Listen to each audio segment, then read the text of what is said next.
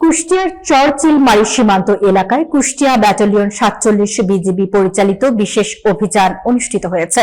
সোমবার ১২ জানুয়ারি ২০২৬ চরচিলমারির আতারপাড়া মাঠে সীমান্ত অতিক্রমের সময় বিদেশি অস্ত্র ও গোলাবারুদ জব্দ করা হয়।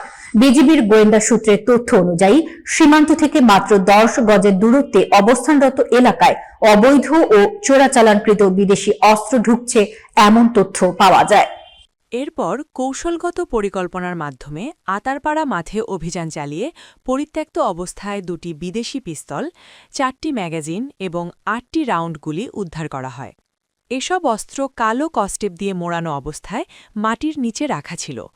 উল্লেখ্য, কুষ্টিয়া ব্যাটালিয়ন ১ জানুয়ারি ২০২৬ তারিখে ইতোমধ্যেই অন্য একটি বিশেষ অভিযান পরিচালনা করে ২টি বিদেশি পিস্তল এবং ৪টি ম্যাগাজিন জব্দ করেছিল।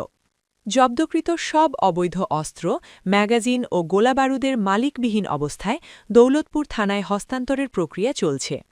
বিজিবি জানায়, সীমান্তে চোরাচালান রোধ এবং আইনশৃঙ্খলা বজায় রাখতে তাদের কঠোর নজরদারি অব্যাহত থাকবে।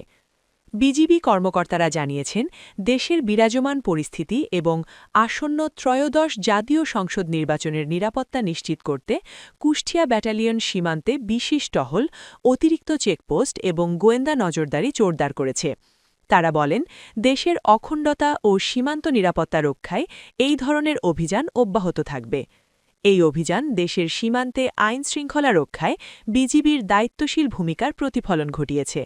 কর্মকর্তারা আরও বলেন, চোরাচালান প্রতিরোধ ও যে কোনো অপ্রীতিকর পরিস্থিতি প্রতিরোধে কৌশলগত পদক্ষেপ নেওয়া হচ্ছে এবং ভবিষ্যতেও তা অব্যাহত এসেছে। সে আবার কৃষকের বেশে কৃষিকাজ করতে গিয়ে সেই গর্তর যেখানে খুঁড়ে রাখা হয়েছে সেখান থেকে অস্ত্রগুলি নিয়ে আসে।